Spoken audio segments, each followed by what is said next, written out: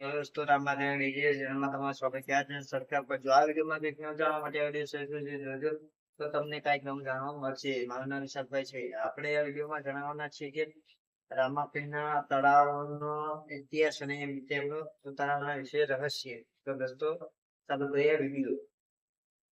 રામાપીરમાં રણુજાના આવેલું રામાપીર પવિત્ર તળાવ ભક્તો માટે આસ્થા, શ્રદ્ધા અને ભક્તિનું મહત્વપૂર્ણ સ્થાન માનવામાં આવે છે. લોકમાન્યતા મુજબ રામાપીરે પોતાના જીવનકાળ દરમિયાન અહીં ભક્તોને દર્શન આપ્યા હતા અને લોકોના દુઃખ દૂર કર્યા હતા. આ તળાવ તેમની કરુણા અને ચમત્કારોની સાથે જોડવામાં આવે છે.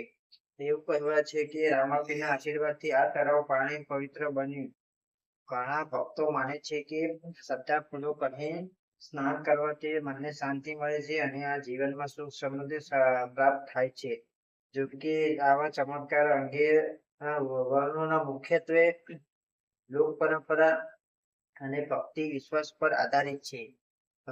દર વર્ષે ભાદરવા સુદ બીજના મેળા દરમિયાન દેશ વિદેશમાંથી લાખો ભક્તો રણુજા આવે છે. તેઓ તળાવના દર્શન કરે છે, પાણીનો આદરપૂર્વક સ્પર્શ કરે છે અને રામાપીરના મંદિરમાં દર્શન કરીને પોતાના જીવનમાં સુખ, શાંતિ, સમૃદ્ધિ અને કલ્યાણની પ્રાર્થના કરે છે.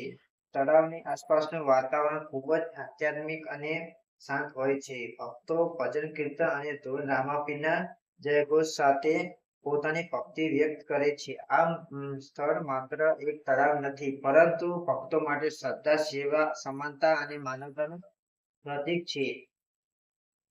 રામાપીરે પોતાના જીવનમાં દરેક જાતિ અને સમાજના લોકોને સન્માન આપ્યું હતું.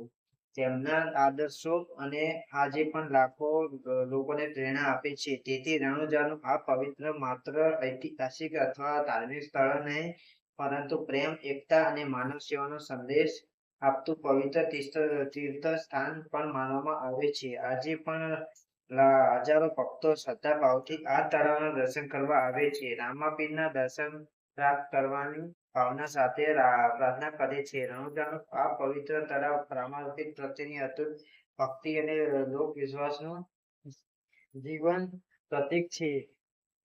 તો દોસ્તો તમને વિડીયો સારો લાગે તો વિડીયોને લાઈક કરી દેજો.